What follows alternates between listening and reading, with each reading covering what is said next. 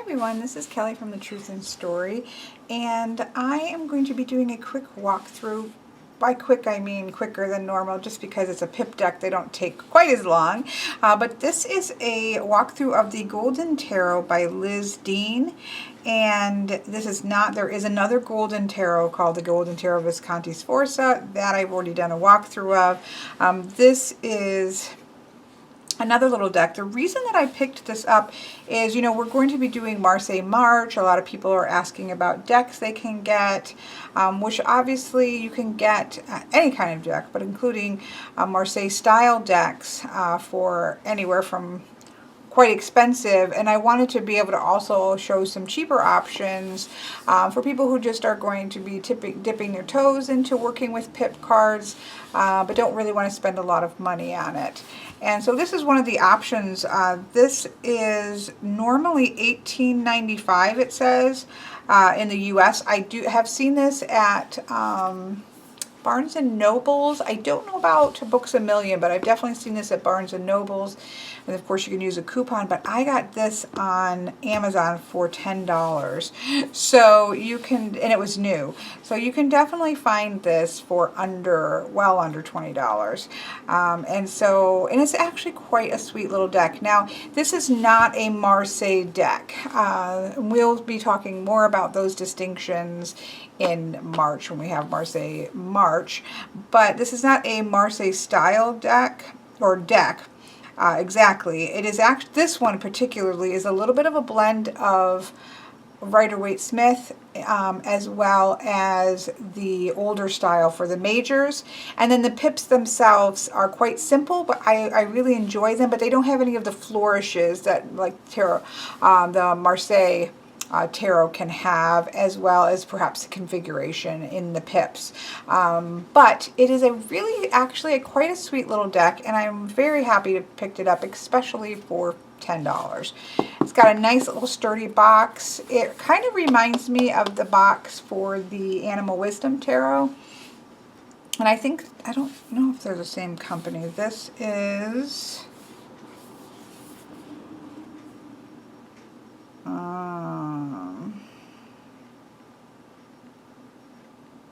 I don't know. Guess we'll see when we open it up. I'm not sure who this company is. Usually, oh, here. Cico? C-I-C-O Books. But it's quite well. I don't think that's the same as the Animal Wisdom, but it's that kind of side slide one that you'll get. Now, I have already edged mine. I just did those today. And so those have been edged in Winsor Newton metallic marker in red gold. So these normally would come just with a white edge. I should have obviously done my review first, but I didn't. So it has the slide out.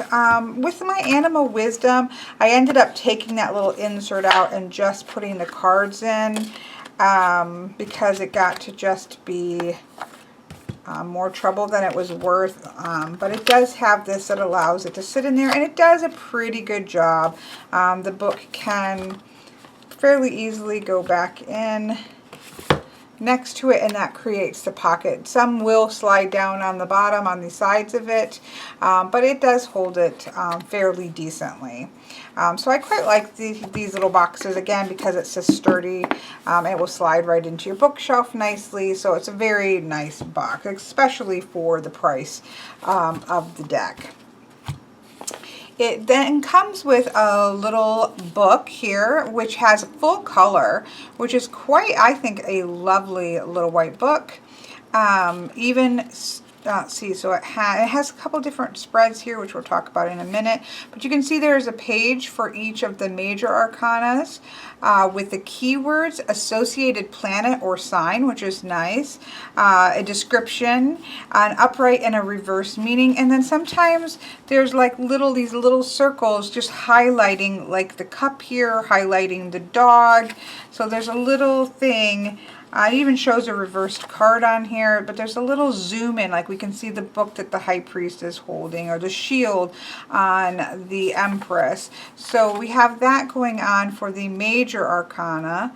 For the minor arcana, we have sort of a description of the minor arcana, an understanding of the suit What is the motivation behind the suit? Like cups are emotions, pentacles money, swords intellect and conflicts, wands inspiration and projects, and then the elements that it is associated with, as well as explaining the page knights, queens, and kings. And then it goes into half a page for each with an upright and a reverse meaning that has both a single word sort of keyword or multi-word, I guess, but a little bit of a keyword and then a description. And so of course that goes all the way through to the end of the book. At the beginning, you kind of have your basic introduction to tarot, beginning a reading, 3-card reading, a question and answer with 5 cards, and it also talks about yes and no answers without much analysis. Try this question and answer spread. Card 5 also reveals the effect of the answer. Then there's a week ahead, 7 days, obviously. There is a gold star spread, and then a traditional Celtic cross spread. Talks about timing and prediction, using the, talks about using the week ahead spread, the year ahead spread. It talks about timing as related with, they associate cups to summer, pentacles to fall and autumn, swords to winter, wands to spring. They even use the pip cards for the days, so it kind of goes into timing and how to figure out timing. And then it goes into the major arcana. So it's a pretty little book here. Let's just see with the Fool what it gives us. So here we have the Fool card. Gives keywords of risk, innocence, a departure, a new path, the associated planet or sign as Uranus. And the description says, a youth dressed in court jester's clothing sets out on a journey with optimism, carrying only what is essential for his adventures. As he steps out to seek his dreams, he ignores the dog snapping at his heels to warn him that he is about to step off a precipice. Carried away by an ideal, he is the archetypal fool, innocent and impetuous. The upright meaning is a new path in life, beginnings and opportunities beckon, a time to feel hopeful, courageous, and young at heart. However, there may be risks ahead too, so the Fool warns you to look before you leap. By all means, embark upon mad adventures or idealistic quests for fulfillment, but take heed of the practicalities. The Fool also heralds fun, entertainment, and falling in love. The reverse meaning is an error in judgment. Bad advice takes you in the wrong direction, so investigate all offers carefully. The Fool reverse can also show deception. You may also be trying to force a situation which can only backfire, so try another route. So that just gives you an idea of the text. But it's certainly, again, for the price, it's got a nice feel to the book. It's got a glossy, full color book that's really simply but pretty clear and concise and lovely set up here and lovely card images. So I'm actually quite impressed with, again, for basic meanings, like I don't often use, but this could be very helpful. Obviously having your pips, the descriptions that they use, could be helpful to you. But there you have. So that's the little book that comes with it. The cardstock, I haven't shuffled it yet. I can't remember if I shuffled. I don't think I shuffled this yet. It's a little, it's not great. It's very glossy. I'm not overly thrilled with glossy. It's not too thick. It's not too thin. It's a little cardboardy feeling, just a bit. I think it actually might shuffle halfway decent. We're going to find out after we go through it. And that tells me a little bit more about the cardstock. But again, for the price that you're paying, I think that it's actually a pretty decent cardstock. I've definitely felt worse. Now, one of the things that the book does talk about right in the beginning, let me find it here. The Golden Tarot was specially commissioned and is named after the 2 golden eras of tarot reading and possibly the most famous decks in the 600-year journey. The gold-embossed 15th century Visconti Sforza Tarot, one of the first in existence, and the Rider-Waite, arguably the most significant modern tarot, instigated by A.E. Waite, a member of the British occult secret society, the Hermetic Order of the Golden Dawn. So it explains how you'll see some that are both, and we'll just talk about those real quick. For example, the magician is very much a Rider-Waite-Smith style magician versus the juggler or the street magician or even the cobbler that you'll see in some of the older decks.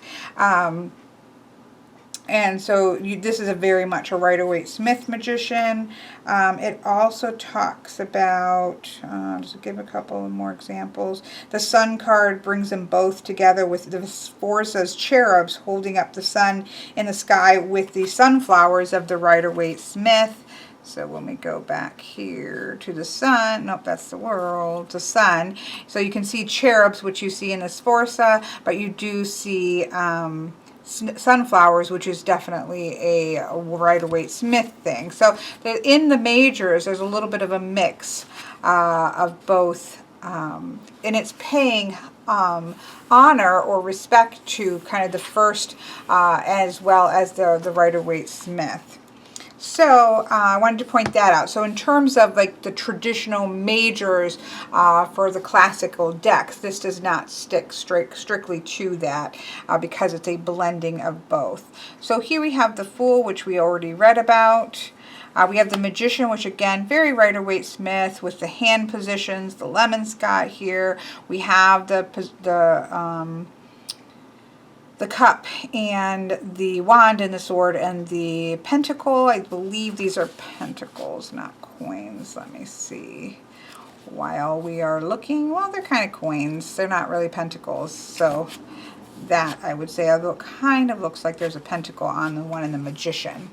So a very Rider-Waite-Smith magician, but it works beautifully. The art is really simple, but also very sweet. It's got a very sweet energy. I mean, look at the, you can see here we've got the more Rider-Waite-Smith looking, although there's a little bit of a nod because you do still feel a little bit of the Popus in the crown. But we do have the pillars and the back veil here. We have a book in hand instead of a scroll. So it's a little bit of a blend, I think, this one between the Sforza and the Rider-Waite-Smith. Definitely the Empress feels a little more of the Sforza because we have the shield, which we often see with the older classic Empresses, as well as this little ball thing that she's often holding. But she is outside, and you do get that sense of lushness as well in the later, more Mother Earthy style Empresses. We have the King. Looking very, or not the king, I'm sorry, the emperor looking very emperor-y. We still have the pillars there. Here we have the Hierophant, which is quite traditional looking. Again, the connection with the pillars is certainly there. I need to go mute my computer. But here's the Hierophant. The Lovers is really sweet. To me, it just reminds me of Romeo and Juliet. You've got the Cupid up above, which is sweet. I think the Cupid is in the Sforza as well. But just the looks of them, I mean, it looks to me like Romeo and Juliet. I just feel there's just a sweet energy about this deck. I quite like this Chariot. Very, standing there Chariot like we get with the Rider-Waite-Smith. But I love the horses. I really actually quite like the artwork on this. It's kind of beautiful colors. Look at the Justice. Look at all the back work here. It's really lovely. She's got the scale. She's got the sword. Beautiful Hermit card. I'm really loving the Hermit. I love all the green in the Hermit. I like the snake that we have in the Hermit. I like that he's got the lantern, but we do have a nod to the Sforza with the hourglass in the tree. So definitely a combining of imagery here. We have a very traditional Wheel of Fortune. I like the use of even the different colors in the trees here, but it's still on the back of, the peasants or the working class that we see in the Sforza as well. So quite lovely. Very, medieval style strength card here. Love the feathers in her cap. It's just it's got a very sweet energy. Very traditional hanged man here, hanging from a tree. This feels a little more Rider-Waite-Smith, although it doesn't have the blonde kind of halo hair. And this is quite an interesting death card. Now, I see Persephone with a pomegranate in her hand, but that isn't actually what it is. I'm going to read this one just because this is different than we see in either decks, right? So this one has kind of gone off and done its own thing. Let me find it here. Death. The keywords are change, endings and beginnings, resolution, reflection. The associated planet or sign is Scorpio. A woman holds a rose and a flower bud, symbolizing fullness and potential, endings and beginnings. A blood red sun is setting, indicating a time for reflection and release. Although numbered 13, traditionally unlucky, death predicts necessary endings that are often natural outcomes. And it just talks about the end of a life phase. So it doesn't associate this with anybody in particular. But this is, going away from both this Forza and the Rider-Waite-Smith. And it's interesting because I thought, okay, well, maybe they're just making a very sweet deck where they're not going to have that harsher imagery. But we do still have a devil. He's not quite as scary as some. You definitely get a more pan feel here, or I do. And we do still have, I think, I probably just went too far. We do still have a burning tower with people falling out of it. So I quite like it. I don't think it was necessarily to completely mute the deck, but I like it because I think of Persephone. Here we have the lovely Temperance. Again, there's just a sweetness, definitely a youthfulness in the figure, although she looks to be a little bit older there. But there's just a sweetness here. Here we have, again, the chains very easily to be removed. So there is that sense of abdicating your own power. All you have to do is take the chain off and walk away. But very much more of a pan figure here instead of like an evil devil, I suppose. We have the tower with the lightning bolt and the pieces falling off and the people falling out. Very traditional tower. Again, very sweet. The art is quite, there is a simplicity to the art that I actually find to be very, again, sweet. I know I've said that a bunch of times, but there's just a sweetness to the faces. People can go very wrong in decks. She's just there's a sweetness there. And I don't know. That's what I think sweet, but it's not sweet in a negative connotation for me, which sometimes that can happen. Here we have the moon. This is quite interesting because it has, let's see if they say, with the two ladies, let me find the moon. Two seers map the stars and planets of the moon. So they have the astronomers, and that is, sometimes you do see that in classic decks. In the dark of the night, the howling dog and wolf cry for help, revealing solitude, frustration, and a turning point. Moonlight presses every problem into sharp relief. So we do have the dog and the wolf over here, a really beautiful stylized moon. We do have some layers of water that are there. We don't have the pillars, so this is a little bit more of, I think, the Sforza, the classic there. And as we said with the sun, we have both the sunflowers, but then we have the cherubs of the Sforza.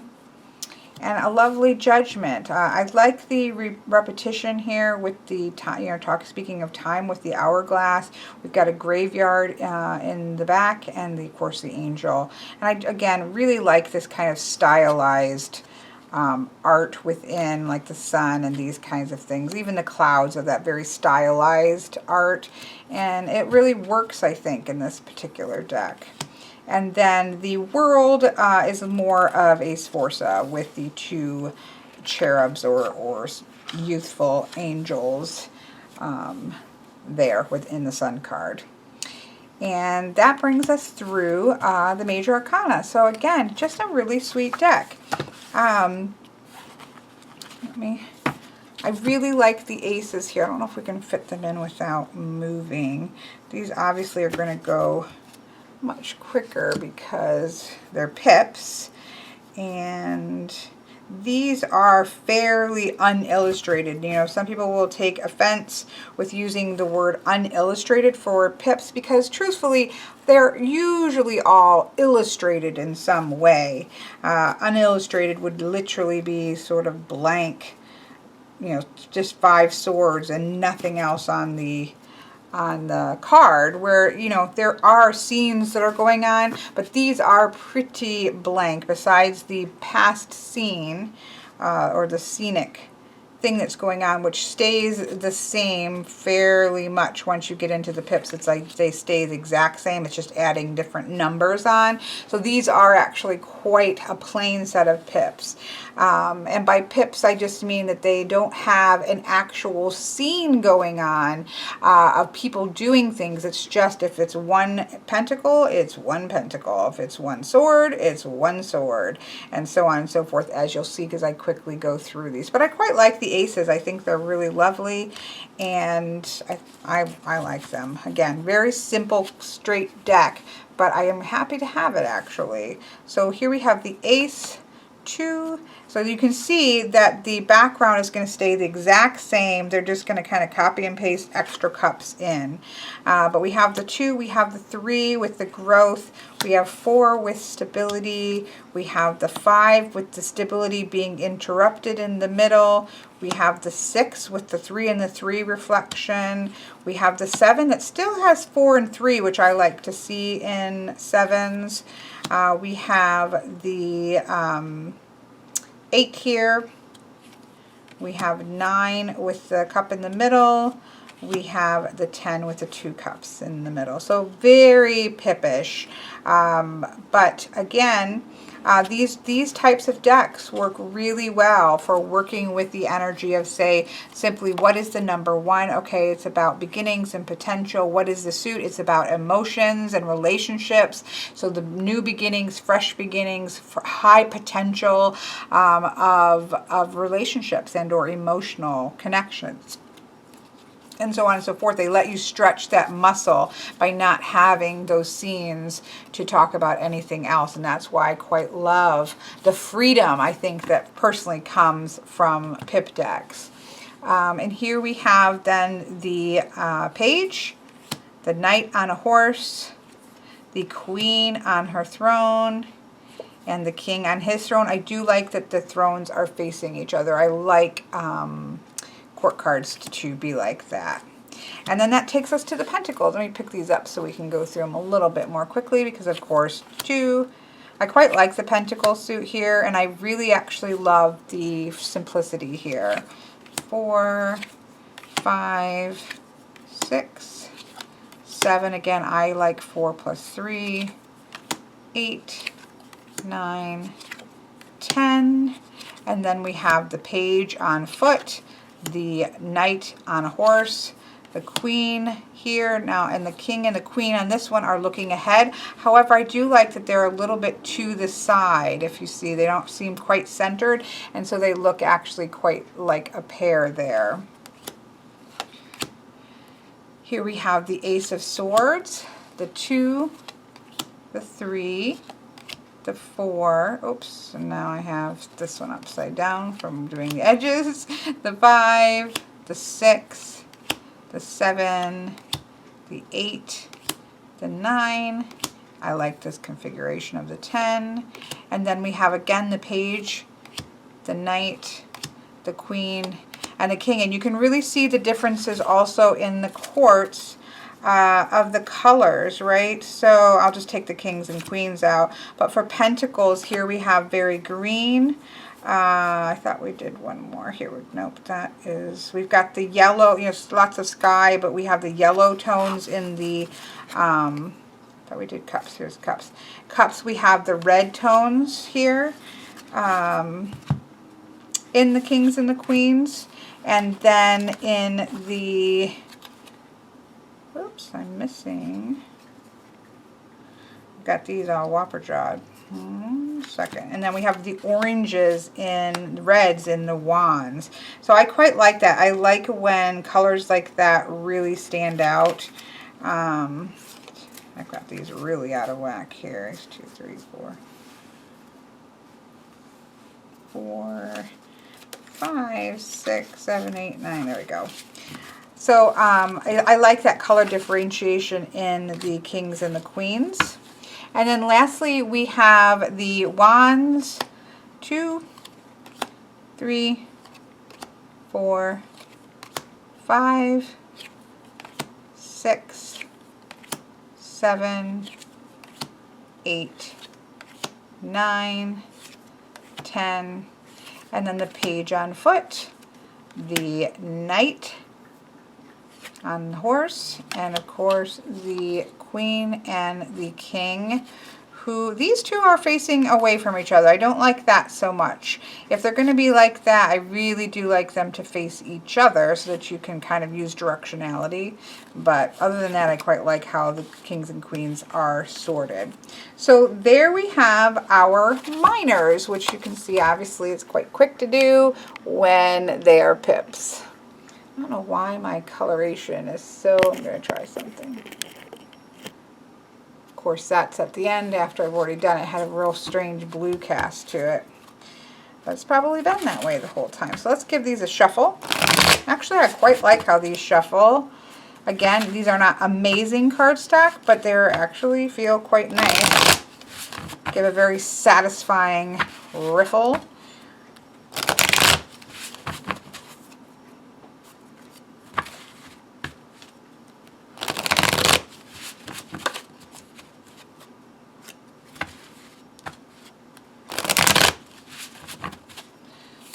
Give it a pretty good shuffle, you know, when they're all in order like that. I like to give quite a lot of shuffles before I would do a really solid first reading with it. If not, do a floor shuffle and then put them all back upright for myself, since I don't use reversals.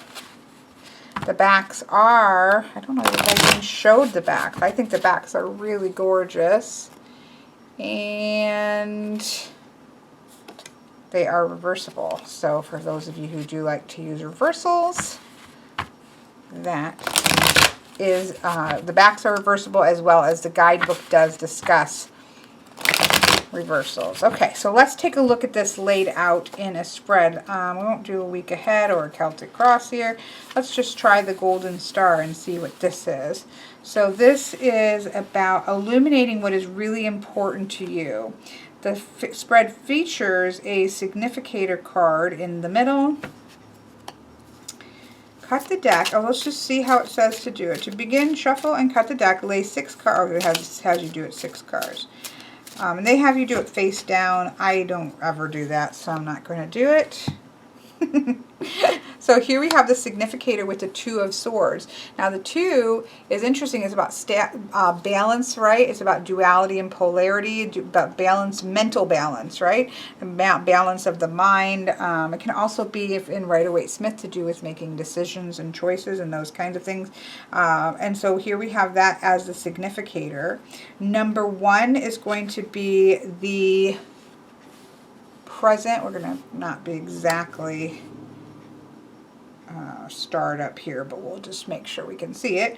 So here we have number 1 as the present, with the Ace of Swords. Number 2, which is interesting, right? In order to get balance in the mind, there's a new way, new potentials of thinking, new potentials of working through something. Got to turn my phone off. So we have that in the present. Number 2 is known desires. And here we have the sun. Oh, well, yeah, most people have a desire for happiness, right? That certainly makes sense.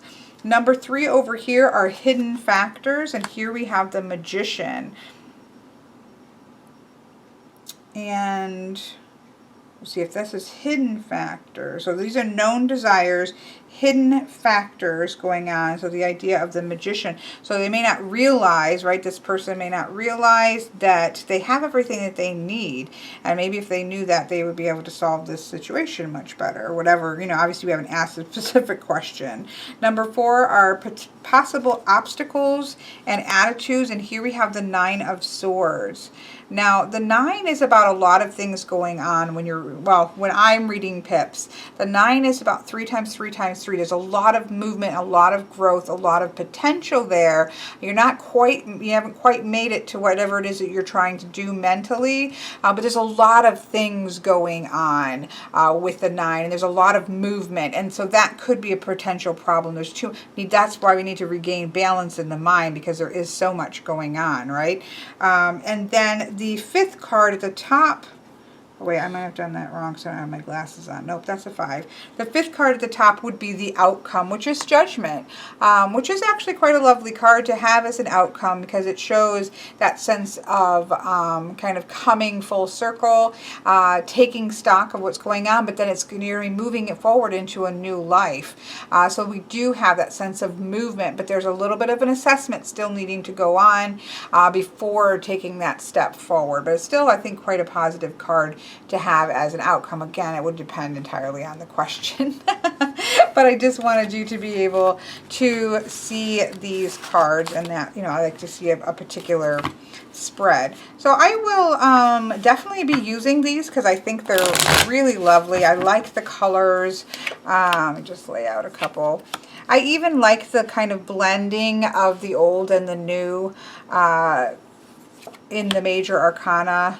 I really do like the very clean simplicity of the pips. Feels very even playing card style, so you have a little bit of that sense of even coming full circle with playing cards, where all of this started from. So I think it's actually a really lovely deck, and it looks, I think the coloration wise and everything, it looks really gorgeous out on the table, which is also important, because we all like to look at pretty things. So I will definitely, I've got some time before March comes up to give this a good try and see how I feel about it. But for me, a pip is a pip is a pip. I do like specific pip formations, and again, we'll be talking about that more. But when it doesn't have a straight up formations, I really do revert, to your understood knowledge of the card, but also very much for me, it frees me, because the way I read cards, especially minors, is very much to do with the numerology plus the element of the card. And that's where there's a great deal of freedom with pip cards to read that way. And I think this is actually quite a lovely example of a pip deck. So I hope you enjoyed this, and I hope that you all have a really fantastic day.